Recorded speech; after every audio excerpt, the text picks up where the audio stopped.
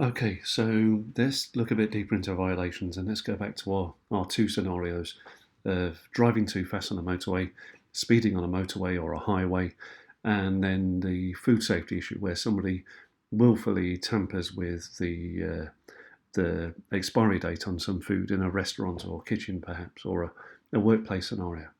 So let's go with the motorway scenario first. People violate on motorways all the time. Of course, most people will know the speed limit in that motorway. It won't be a rule based or knowledge based mistake.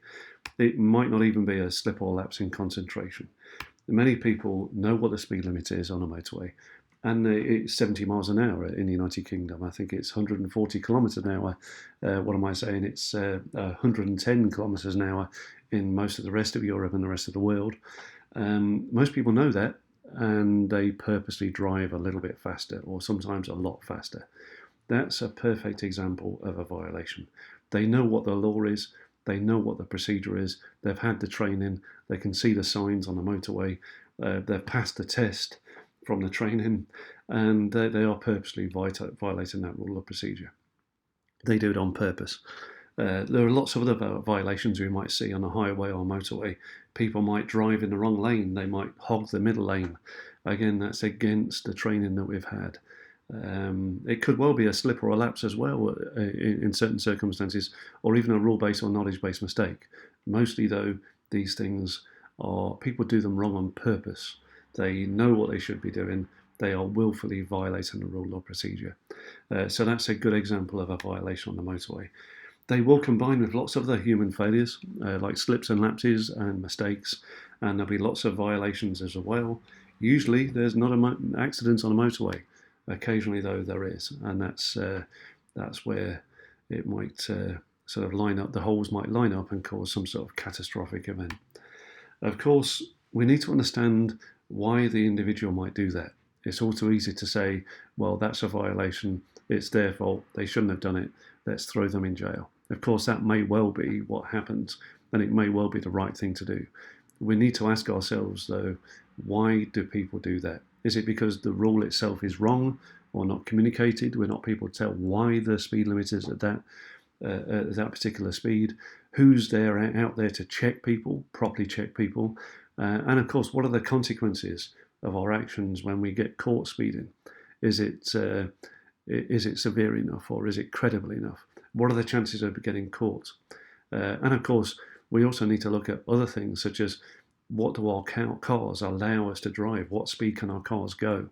Why on earth are manufacturers manufacturing cars that can go so fast when the speed limit is nowhere near that fast? There are lots of other factors that we need to consider before we start pointing the finger of blame at people. So let's have a quick look at our next scenario then. The trick is to fill in those holes in the cheese again, and we'll get less people speeding and lots of people more happy. Our next scenario then, let's have a look at the food safety issue. Again, if we tamper with food, if we tamper with the date on our food in this particular scenario, if it's a violation, then it could well be a mistake. We don't know that we shouldn't do it. It could well be that actually we're not concentrating and we put some food back in the refrigerator, but it's out of date, let's say, or it may well be. Sometimes, though, people do this on purpose. They know exactly that the food's out of date. They just change the date maybe, or just put it in the refrigerator. Just they say to themselves that 24 hours, another day or so won't hurt. It'll be okay to use. We are willfully violating the training that we've had. That's a violation. We know what we should be doing. We should throw the food away. We should get rid of it. Not save it till tomorrow. Not put it in the fridge. But people violate against that rule of procedure. That's a classic violation. And of course, again, that might well line up with lots of other slips or lapses and mistakes in the organisation and lead to some sort of catastrophic event, either a customer getting food poisoning or perhaps damage to our reputation if we're being caught violating this rule of procedure by an inspector, let's say, or a member of the authority.